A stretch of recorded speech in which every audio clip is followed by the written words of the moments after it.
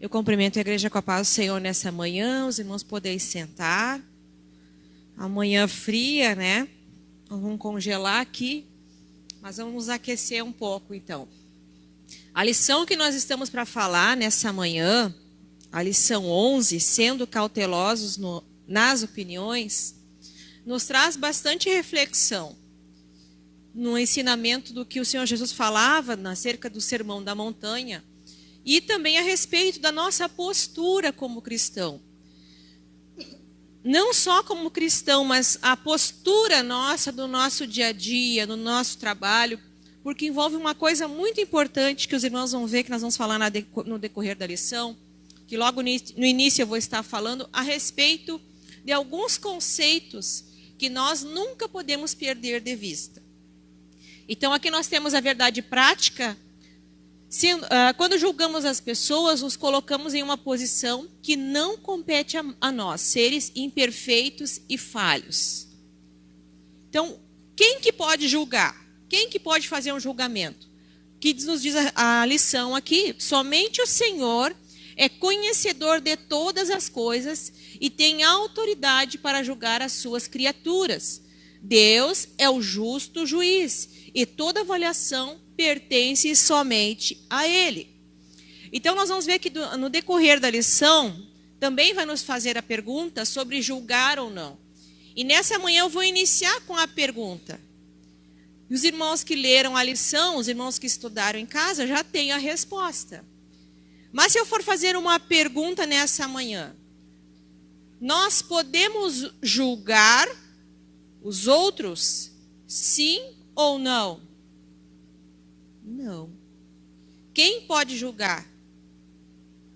Deus. Mas nós podemos avaliar as situações. O erro que está acontecendo, eu vou usar muitas vezes de exemplo, e aí é importante a gente aprender, muitas vezes com o erro do outro. Que quem aprende com o erro do outro não cai no mesmo erro. Agora, isso não me dá o direito de chegar lá e apontar o erro do outro, ficar julgando esta pessoa. Porque só quem tem o conhecimento do coração é Deus. Só o Senhor sabe o que tem dentro de cada um de nós. Então, antes da gente falar, entrar dentro dos temas da lição, eu quero falar dois conceitos importantes que estão implícitos aqui na lição, que o primeiro deles é o conceito de ética. Ética e comportamento cristão.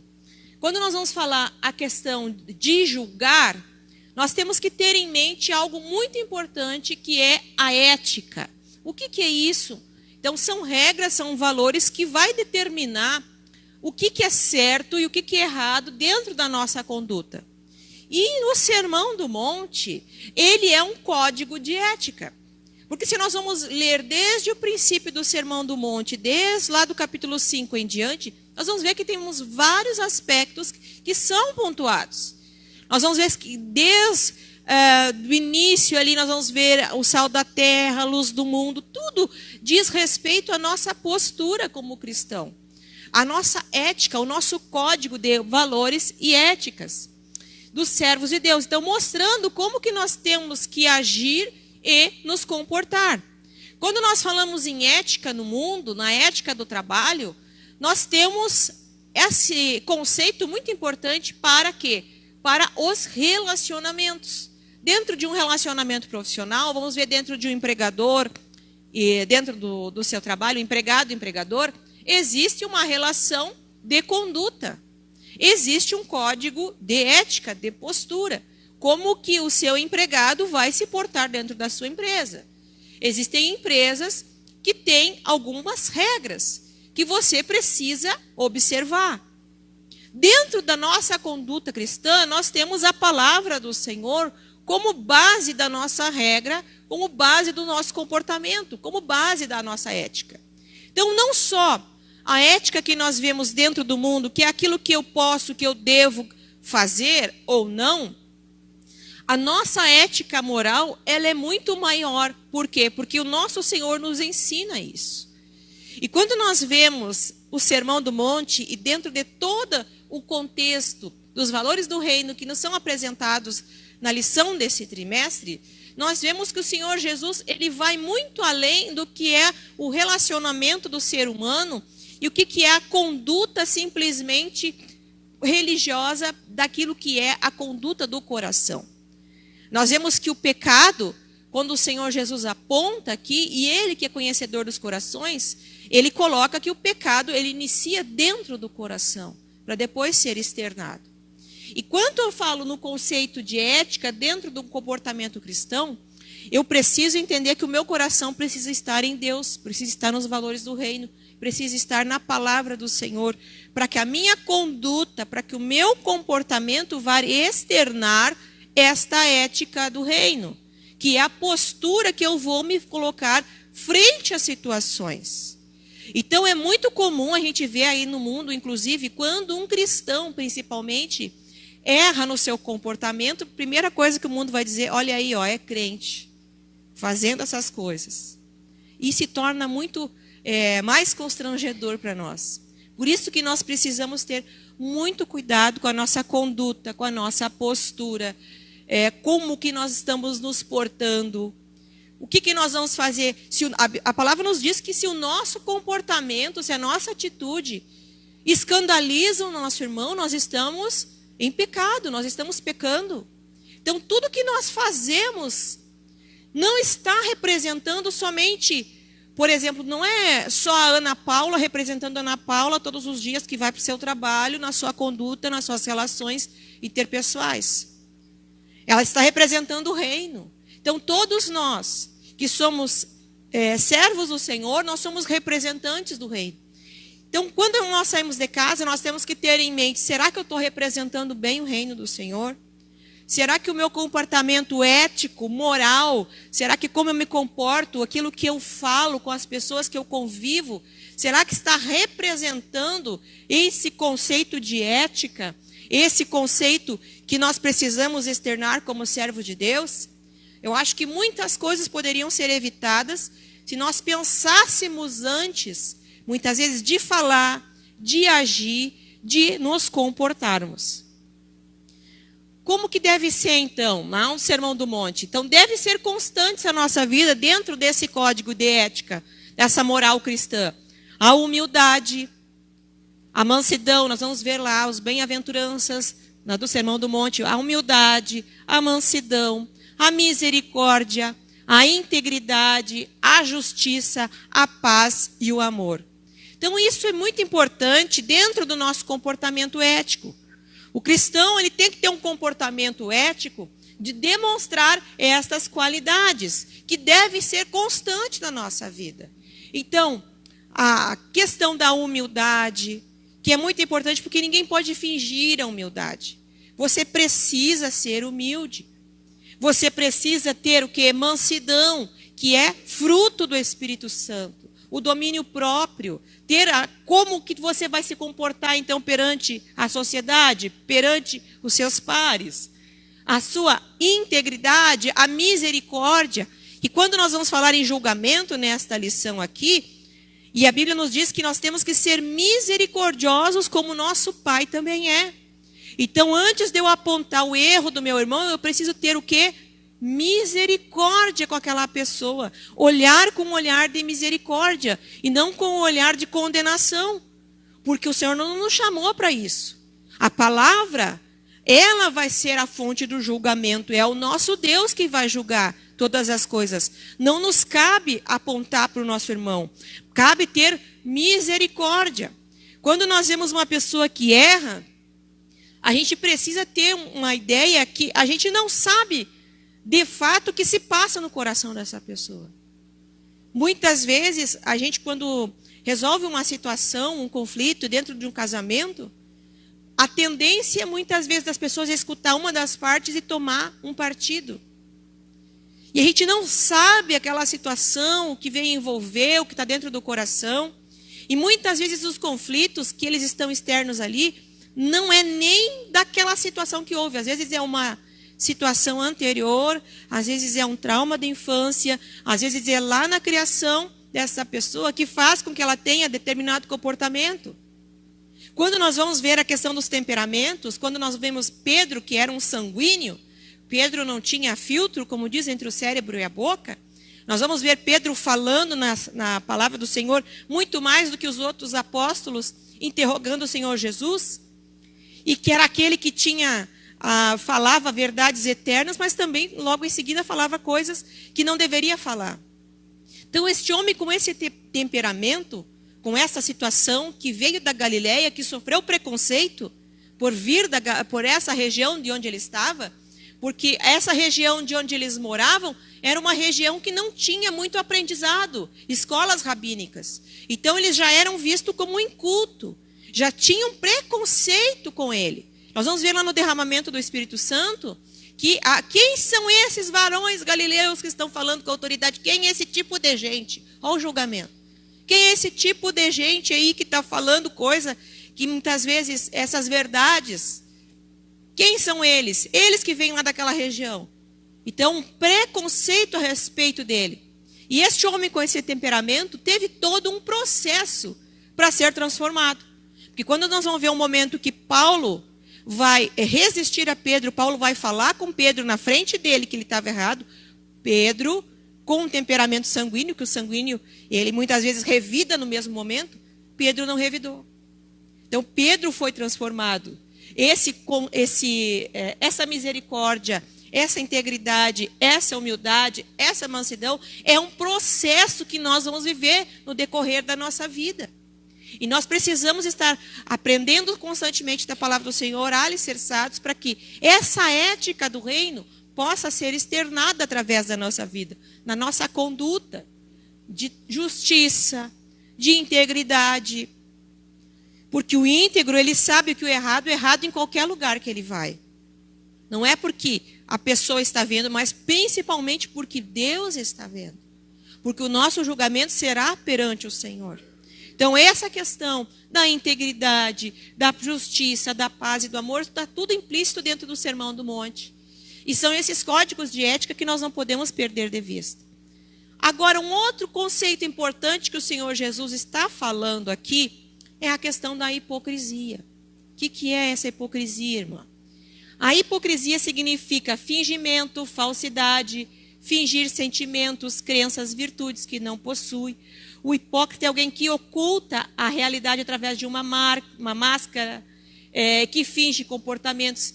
Então, quando o Senhor Jesus falava desses religiosos aqui, ele usava esse conceito da questão da hipocrisia. Por quê? Porque o que diz a palavra aqui? Com essa medida, né? Como que você repara no argueiro que está no olho do teu irmão e não vê a trave que está no teu olho? Então ele fala lá, hipócrita, tira primeiro a trave que está no teu olho. Então, às vezes, a pessoa quer parecer tão santa, tão correta, que ele deixa de enxergar os seus próprios erros e começa a apontar os erros dos outros. Essa palavra, o hipócrita, ela vem do teatro grego, que se usava uma máscara para fazer um teatro. Então, era uma espécie de atores. E o que o Senhor Jesus está falando a respeito desse relacionamento? O nosso relacionamento com os demais, ele não pode ser um relacionamento nem fora da ética e nem um relacionamento hipócrita. A nossa justiça própria não opera a justiça de Deus. Então eu não posso chegar aqui e dizer para uma pessoa, tu está errado, tu está condenado, não tem mais solução para ti. Nós não podemos ter esse tipo de comportamento dentro do relacionamento. Chega alguém na igreja, muitas vezes que está vindo, esteve parado, está vindo, então está com a vida cheia de dores. Está precisando ser trabalhado, está precisando ser cuidado. Então nós estamos vendo no primeiro dia da EBO, inclusive, que o pastor estava falando isso, de receber essas pessoas, de como atender as pessoas. Então, às vezes a pessoa caiu, está num erro, já está sofrendo em consequência daquilo ali. E ao invés de eu abraçar, de eu cuidar, de eu tratar, de eu olhar com esse olhar de misericórdia, eu muitas vezes já começo com preconceito, como se aquela pessoa ali tivesse uma doença contagiosa. Então o Senhor Jesus não nos chama para isso. Não é a nossa justiça, é a justiça do Senhor. O hipócrita, ele tem a tendência de julgar pelos seus parâmetros e ressaltar os erros dos outros, uma falsa aparência de religiosidade. Um desejo de alcançar o louvor e reconhecimento, como no caso dos escribas e fariseus, que tinham que orar, que tinham que ofertar perante todos para que vissem que eles ofertavam. Só que o Senhor Jesus, quando ele fala nesses conceitos, quando ele fala na questão do relacionamento cristão, nós precisamos ter em mente do cuidado com as pessoas que estão juntamente conosco. Dos nossos pares, das pessoas que nós estamos recebendo, das pessoas que nós estamos tratando. Do nosso relacionamento não ser um relacionamento de fingimento, um relacionamento verdadeiro, um relacionamento que não seja esse relacionamento que vai apontar o erro do outro para apontar, porque às vezes a pessoa tem prazer de apontar quando o outro está errado. Muitas vezes se tem prazer de fazer isso porque o julgador a si mesmo se julga. Então eu julgo o outro com a minha régua. E muitas das vezes aquilo que eu aponto no outro é aquilo que eu tenho de erro na minha própria vida. E nós vamos ver no decorrer da lição que o autor fala sobre isso. Então esse comportamento, nesse relacionamento cristão com os demais, nós sabemos que nós somos diferentes. Todos nós, cada um saiu da sua casa, né? A dificuldade começa dentro do lar, vamos lá dentro do casamento, que é uma que a gente trabalha bastante. Cada um sai da sua casa com a sua mala, com a sua história, com a sua vida, com a sua bagagem, e vai para dentro de um relacionamento. Um relacionamento a dois já é difícil. Imagina num grupo, imagina num coletivo, imagina na igreja que somos nós. Mas a igreja é formada de pessoas imperfeitas e falhas. Nós só temos um perfeito, que é o Senhor. E que nós caminhamos para alcançar essa perfeição, para olhar para o alvo que é Cristo. Mas até lá, nós vamos ter muita coisa para ser trabalhada na nossa vida. Não devemos julgar os outros. Então, o ponto 1 da lição, aí o que nos está falando? A igreja é o corpo de Cristo, formada por santos, porém humanos, imperfeitos e com dificuldades nos relacionamentos. Por isso, estamos sujeitos a enfrentar contendas e disputas. Então, nós vamos ver isso lá na igreja de Corinto, Paulo tendo que interferir por situações que estavam acontecendo. A igreja de Corinto era uma igreja que tinha todos os dons. Era uma igreja que nós podemos dizer uma igreja cheia do Espírito Santo. Mas lá naquela igreja cheia do Espírito Santo tinha pecado, tinha problema, tinha divergência, tinha partidarismo, tinha os que gostavam de Pedro, tinha os que gostavam de Paulo, tinha os que gostavam de Apolo. Então tinha divergências dentro do meio. Em todos os lugares que nós vamos ter, onde tiver pessoas, vão ter situações assim. Por quê? Aí é que está a questão. Nós somos falhos. Nós somos seres humanos. Nós somos carne. E precisamos do aperfeiçoamento que é só o Senhor que nos dá. Por isso que nós precisamos da palavra de Deus. Porque é só com a palavra do Senhor é que eu vou olhar para os meus erros, para os meus defeitos, para as minhas falhas, que eu vou deixar o meu temperamento ser moldado pelo Senhor Jesus, que eu vou deixar a minha vida ser trabalhada para o Senhor para expressar um comportamento ético. Porque dentro de um coletivo, dentro da igreja, dentro do grupo onde nós estamos, existem pessoas diferentes de vários tipos. A gente não sabe quem está sentado do lado da gente, a história que essa pessoa passou para chegar até aqui. A gente não sabe quantas dores ela enfrentou. A gente não sabe quantos leões ela teve que matar. A gente não sabe quantos ursos ela enfrentou para chegar até aqui. Então, a gente tem que ter um certo cuidado quando a gente analisa, né? E quando a gente fala em preconceito, na verdade é isso aí, é um preconceito, é um conceito concebido antes, muitas vezes, de conhecer as pessoas. Quantas vezes você olha para a pessoa e diz, não gostei da cara dessa pessoa aqui. E aí senta, conversa, vai ver que não é nada daquilo que você pensava. Por quê? Porque nós somos seres humanos. Cada um traz consigo a sua história. E nós vamos ver o Senhor Jesus trabalhando nos apóstolos, nos temperamentos. Nós vamos ver João, que era um melancólico, que pede para descer fogo do céu para queimar o samaritano lá. Depois chamado o apóstolo do amor. Chamando os filhinhos nas epístolas. Então o Senhor pode trabalhar no nosso coração a partir do momento que a gente permite que Ele trabalhe. Permite ser trabalhado por Deus. Porque todos nós somos seres humanos, imperfeitos. Que vamos trazer dores da nossa história. que nós vamos carregar aquilo que nós vivemos na nossa infância, e por isso quando a gente fala em família, é tão importante um cuidado com os filhos, principalmente até os 8 anos de idade, porque até os 8 anos de idade você imprime a palavra de Deus, depois até os 12 você continua ali firmando conceitos, para que esse filho, amanhã ou depois, permaneça firme na palavra do Senhor. Mas tudo que essa criança passou nesse período, vai refletir o comportamento dela. Eu quero dizer para vocês assim, eu trabalhando com crianças há muito tempo, né, já há mais de 20 anos no estado, a gente sabe as consequências que acontecem para uma pessoa desde lá da infância. Então, se uma criança recebeu uma rejeição lá no ventre da mãe, essa pessoa muitas vezes se torna um adulto com dificuldade de relacionamento, buscando a aprovação dos outros. Por quê? Porque ele sofreu aquela rejeição lá no início. Se essa criança passou por um período de falta de nutrição, alimentação mesmo, ela vai ter dificuldades no seu comportamento, na sua aprendizagem, ela vai ter dificuldade muitas vezes cognitiva para aprender. Muitas vezes, se ela sofreu um abandono, porque o abandono nem sempre é aquele abandono que larga o filho, às vezes o abandono tem o pai e a mãe dentro de casa, ele está abandonado, aquela criança não recebeu afeto, não recebeu amor, não recebeu um estímulo. O que vai acontecer com essa pessoa? Ela vai exprimir determinados comportamentos lá no futuro. Às vezes você não sabe por que aquela pessoa age daquela maneira. Mas nosso Deus sabe. Porque Ele viu desde a concepção, diz a palavra do Senhor, que nos conhece lá desde quando nós éramos informes dentro do ventre da nossa mãe. De maneira maravilhosa fomos formados. Ele já conhece desde o ventre. Ele sabe tudo que você passou na tua história, na tua trajetória, na tua vida, até chegar até aqui. Então, por isso que quando senta alguém do nosso lado, quando nós temos uma pessoa próxima, ou qualquer pessoa que nós estamos nos relacionando, nós não podemos emitir um julgamento sobre essa pessoa, porque nós não sabemos a história que ela passou. Nós não sabemos qual foi lá na infância, mas o nosso Deus sabe. Nós não sabemos que o nosso Deus está trabalhando no comportamento dessa pessoa, no temperamento dessa pessoa. Nós vamos ver um Paulo, um colérico, que precisou passar por momentos de quebrantamento para quebrar o orgulho, porque o problema do colérico é o orgulho. Então nós vamos ver muitos sendo tratados por Deus, sendo pessoas maravilhosas, mas que tiveram erros, que tiveram situações, que tiveram problemas, que qualquer um de nós poderia dizer, vamos apontar o erro daqui, do apóstolo, desse, daquele outro.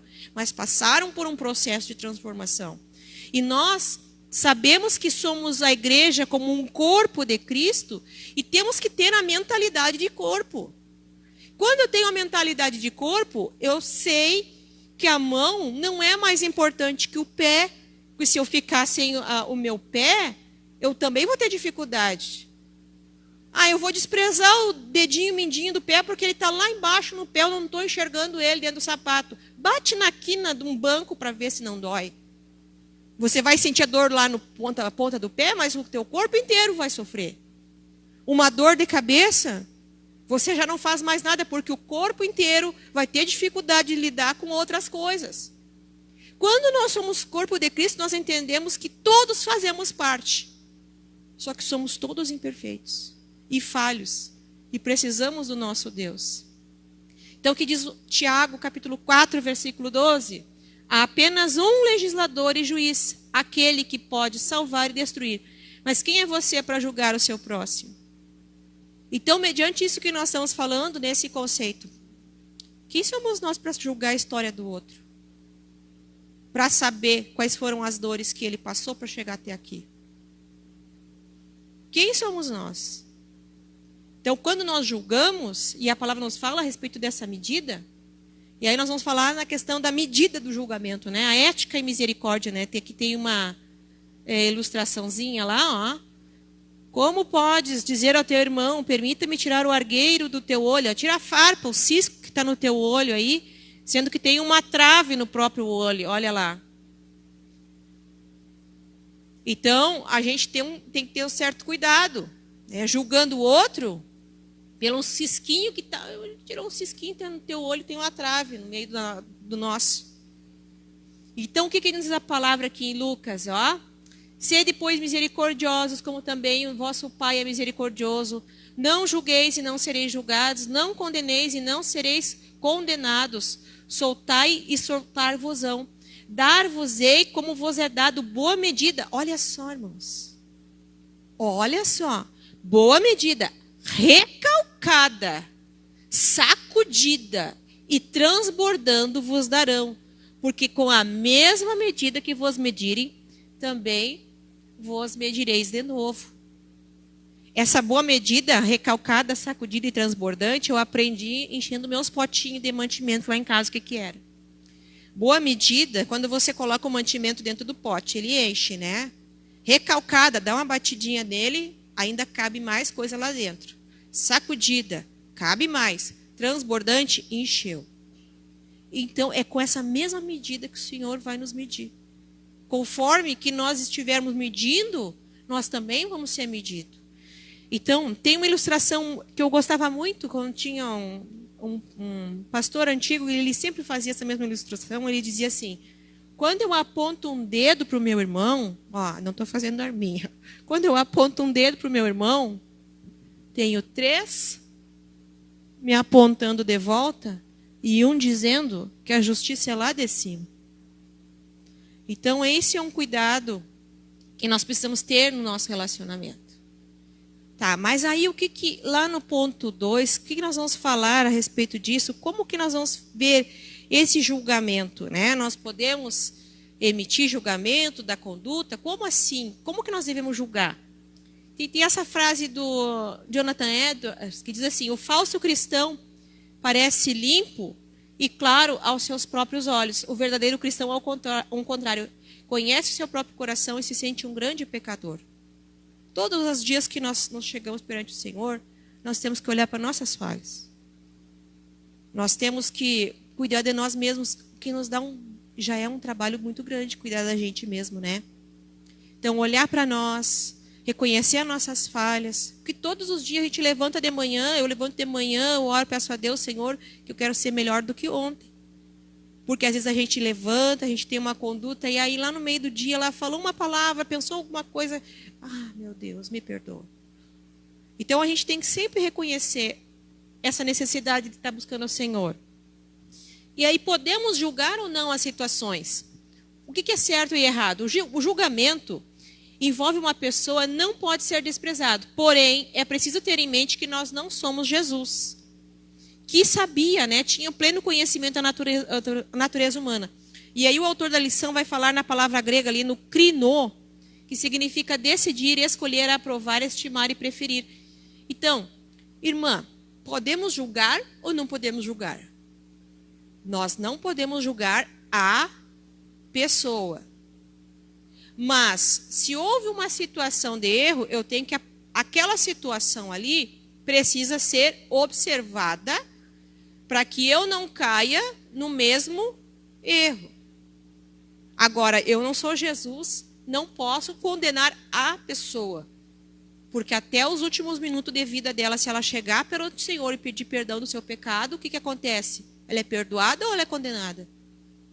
Ela é perdoada. E não sou eu o dono do perdão, mas eu tenho que ter um espírito perdoador.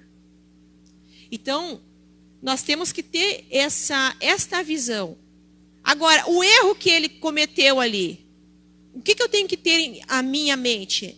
Eu tenho que ter, e como o autor fala até no livro dos Valores do Reino, de apoio da comentarista da lição, eu tenho que ter um espírito crítico, mas não um espírito de crítica. O que é isso, irmã? Eu tenho que ter um espírito crítico para analisar quando uma situação está dentro do padrão de Deus ou não. Aquela situação, aquela conduta foi correta ou foi errada? Foi certo ou foi errado? É certo como aquela pessoa errou? Eu tenho que errar da mesma maneira? Não.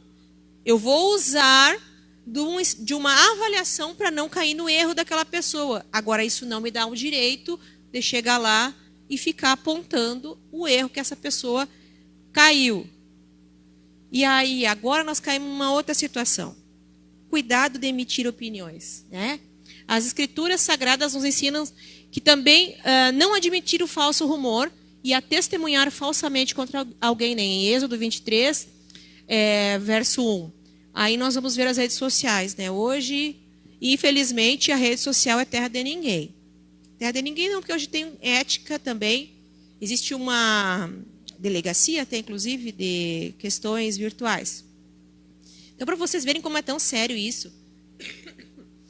Até fotos, por exemplo, se você tira e a pessoa não te autorizou a postar, a pessoa também cai em função de você responder juridicamente quanto a isso.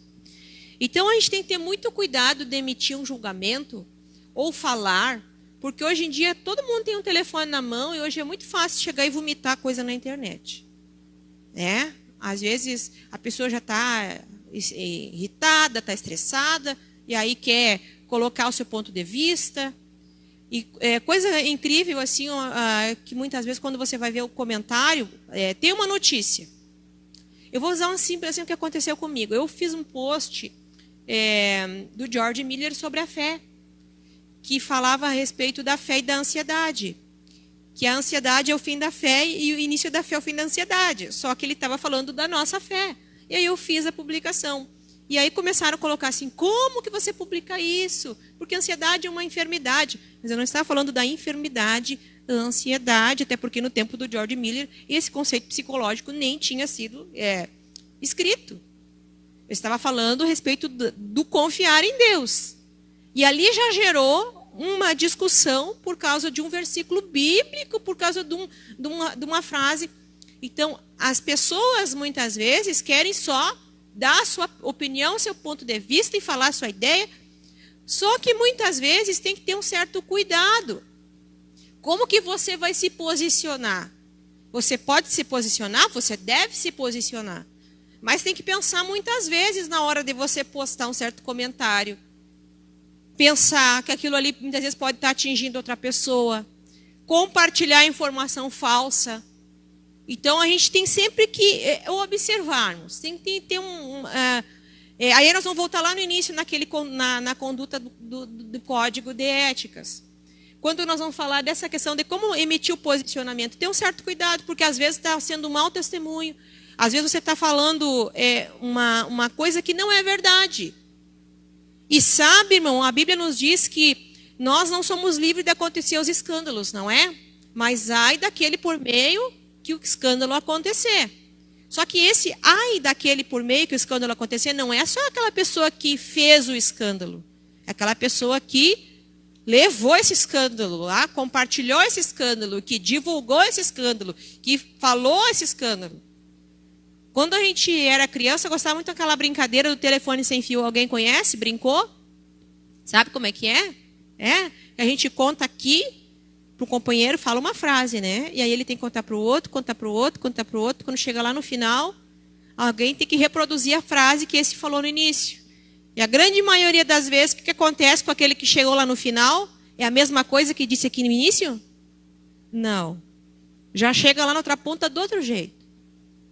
Então, antigamente, a gente não tinha as redes sociais, as pessoas falavam de um para o outro, né? E crente tinha aquela coisa assim, bem abençoadinha, né? Chegar e dizer assim, irmã, você ora pelo irmão? Que aconteceu isso. Mas não conta para ninguém, porque é só para pedir oração. Não conta. Aí isso aí, o não conta era o sinal que era para contar. Não é assim? E aí, quando via aquela situação, já tomava uma proporção gigantesca. E foi só um pedido de oração. Você por a hora, irmão, vai lá, fecha a porta do teu quarto e aí ora em secreto que Deus vai te ouvir. Não precisa sair reproduzindo para os outros. Então, isso aí muitas vezes acontecia muitos problemas e muitas situações. Hoje, a pessoa já não diz assim mais. Hoje bota, muitas vezes, nas redes sociais, vai para o WhatsApp, vai para o Facebook, vai para o YouTube, vai para tudo que é rede social. E será que o nosso Jesus, se olhasse o nosso timeline lá, se olhasse as mensagens do nosso WhatsApp, será que Jesus ia olhar e dizer assim, está aprovado? Então, nós temos que ter um cuidado também de não espalhar essas coisas, de ter um certo... vigiar, né? Uma vez, um jovem saiu falar mal de um pastor. Alguém conhece essa história? Começou a falar mal do seu pastor, e fala mal, e fala mal. E aí, daqui a um tempo, ele sentiu que ele tinha falado mal do pastor e que ele precisava pedir perdão para o pastor. Aí ele chegou, né, pediu perdão para o pastor, que ele tinha falado mal do pastor e tal.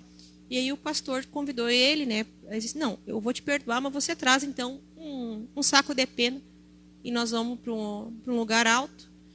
E aí aquele rapaz estava ali com o seu pastor, e o seu pastor disse assim, agora você pega essas penas e você balança no vento, você esparrama essas penas no vento. E assim foi, aquele rapaz esparramou aquelas penas no vento. Aí o pastor responde para ele, eu vou te perdoar, agora você vai e recolhe todas essas penas que o vento levou. Daí o rapaz disse, mas é impossível recolher todas essas penas que o vento levou. Pois é isso aí que acontece quando você fala mal de alguém. É uma pena no vento. A palavra é pena no vento, irmão. Depois que foi pronunciada, não volta mais. Recolheu o que foi falado lá atrás, recolheu o que foi difamado, recolheu aquilo que foi falado que não era verdade da pessoa. Não tem como voltar mais. Já foi esparramado. Então, temos que ter um certo cuidado. Não julguem apenas pela aparência, mas façam julgamentos justos. Em João aqui 7:24.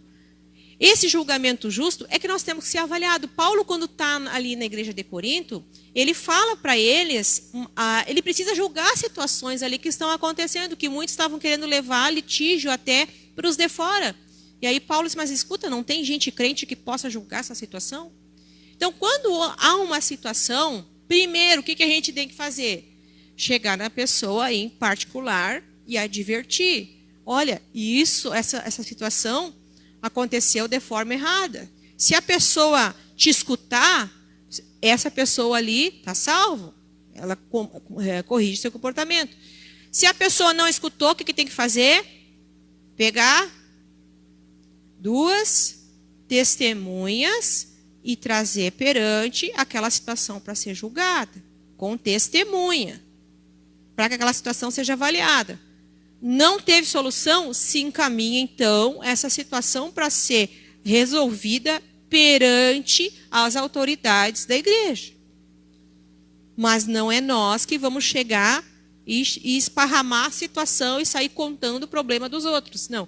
Toda situação precisa ser tratada e situações precisam ser tratadas de forma que aquela pessoa ela entenda o seu erro, entenda seu pecado, entenda a sua falha e se corrija perante Deus. Porque o nosso objetivo, irmãos, é levar todo mundo para o céu.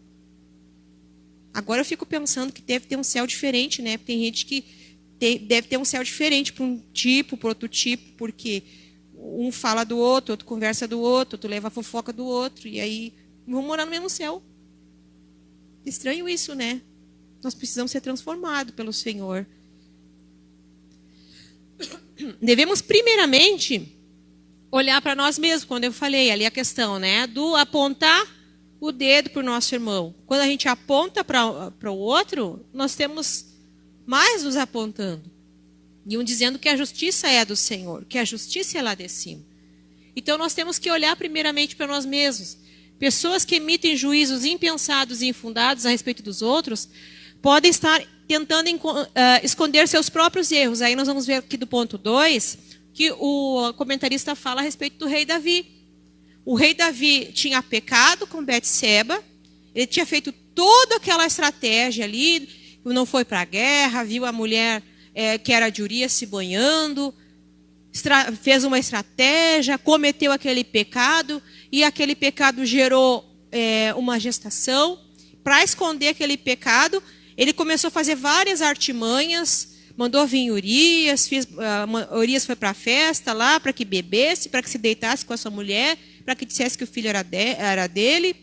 Ele não quis, porque Urias tinha um código de ética, de postura, de comportamento, e aí tramou a morte do Urias. O próprio Urias levou a condenação de morte dele, de tanto que era um homem confiável. E aquele pecado tão grave que aconteceu, Davi estava cego. Quando o profeta Natan chegou para apontar para Davi, olha, Davi, aconteceu uma história assim, tinha um pobrezinho que só tinha uma ovelhinha e o outro tinha várias.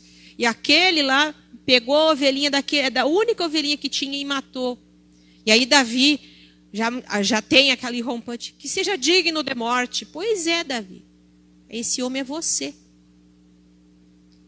E muitas vezes, irmãos, o julgador, aquele que tem esse comportamento de julgar os outros, ele julga por si próprio. Muitas vezes é o erro que está dentro dele, e aí ele não quer que o erro dele apareça, e aí ele fica apontando dos outros. Ele fica apontando o erro do outro. Então é isso que o comentarista está falando aqui. Quando eu estou apontando para o outro, estou tentando muitas vezes esconder o meu erro, esconder as minhas falhas, esconder o comportamento. Aí vou lembrar lá do hipócrita, usar máscara. A máscara da hipocrisia. Falar do outro, porque eu aponto o outro, mas na verdade, muitas vezes o erro está dentro da gente mesmo. Então, esse comportamento. Portanto, Romanos 2:1. Portanto, você que julga os outros é indesculpável, pois está condenando a si mesmo naquilo que julga, visto que você que julga pratica as mesmas coisas. Então, assim, às vezes a gente vê muito esse padrão, né? Eu costumo dizer muito que eu tenho muita preocupação com aquele que é o santarrão, né? O 100% santo, salvo. O 100% santo, salvo e satisfeito. Que ele acha que ele está tão santo, ele acha que ele está tão acima da média, que os outros todos, ele aponta os erros dos outros. Esse está errado aqui, esse fez isso aqui, esse fez isso aqui. E o que Jesus está dizendo? Jesus está falando, mandando tirar o cisco do olho. Aliás, a trave do olho antes de olhar o cisco do outro. Então, isso muitas vezes é um comportamento que vai mostrar que esse código de ética que está lá no sermão da montanha precisa ser trabalhado em nós. E eu falo em nós, irmãos, porque todos nós precisamos ser trabalhados por Deus. Todos os dias, quando nós levantamos de manhã, nós temos que orar e pedir para Deus misericórdia, nos ajude, nos ensine, que eu possa ter um comportamento ético, que eu possa representar o céu no lugar onde eu pisar a planta do meu pé. Que as pessoas possam ver a identidade de Cristo na minha vida. Todos os dias. Todos os dias, irmãos, a pessoa mais difícil que nós temos que trabalhar não é o outro.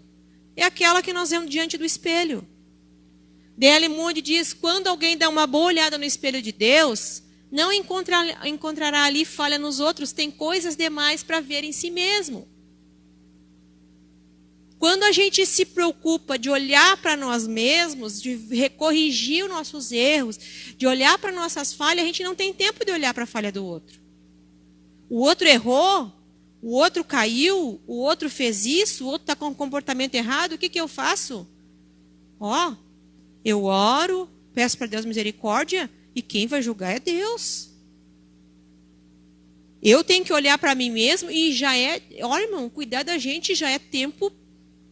É difícil, né, irmãos? Cuidar da gente mesmo.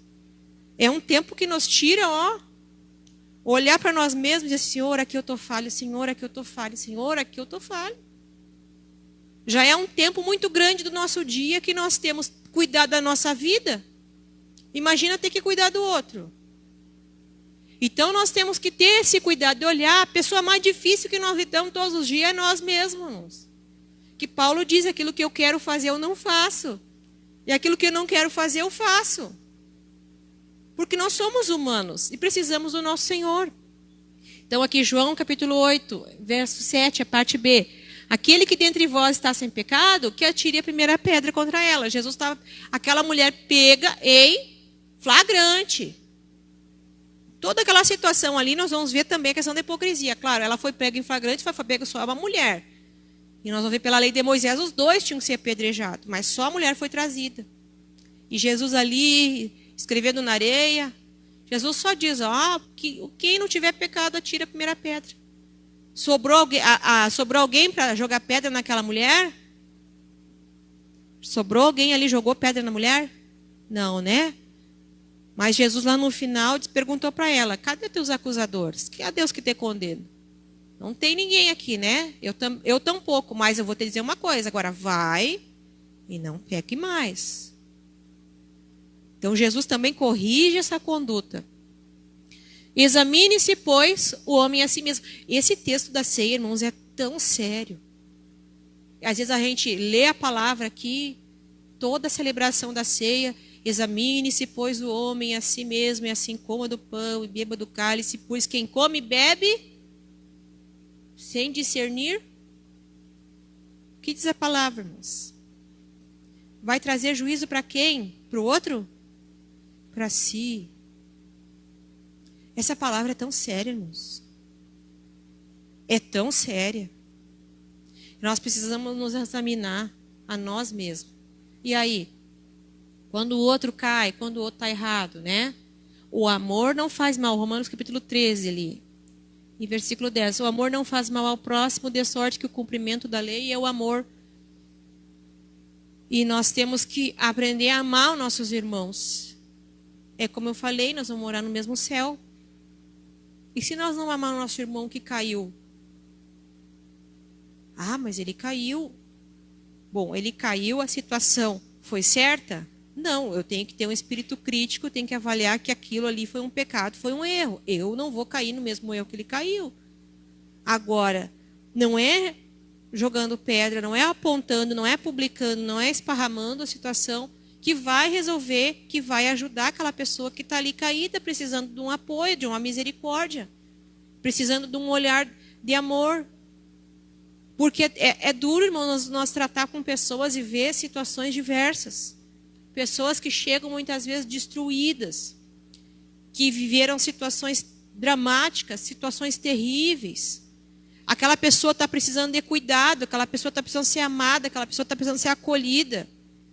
Aquela pessoa precisa ser ensinada. Porque é o Senhor que vai julgar aquela situação. É o Senhor que vai julgar. Eu tenho muito temor de Deus, irmãos, porque eu penso assim, ó, no dia que o Senhor chegar para julgar a nossa vida, nós vamos passar pelo julgamento das obras. Sabe que tudo aquilo que a gente faz em Deus não vai ser julgado? Tudo que você faz para Deus vai ser julgado? E a Bíblia fala em diferentes tipos de materiais, feno, palha, fala em metais, fala em coisas que vai ser consumida e coisa que vai permanecer. Sabe a obra que você faz em Deus? Sabe o trabalho que você faz quando você vem na casa de Deus? Tudo isso vai ser julgado. Eu fico pensando, será que vai ter um momento que Deus vai passar aquela imagem lá da nossa vida perante Ele? E vai chegar um momento que vai dizer assim, ó, aquela obra que você fez dessa maneira, julgando os outros, agindo assim, você fez na obra de Deus, você achou que foi grande coisa, foi feita, e a obra vai se queimar. E o galardão vai ser qual? Então, irmão, nós temos que ter cuidado e nós temos que ter temor por aquele que pode chegar o dia e colocar nossa alma no inferno. Por quê, irmãos? Porque nós precisamos ser corrigidos. E se fôssemos julgados pela severidade de Deus, né? Item 3, a bondade e a severidade é revelada através da salvação em Cristo. Por quê?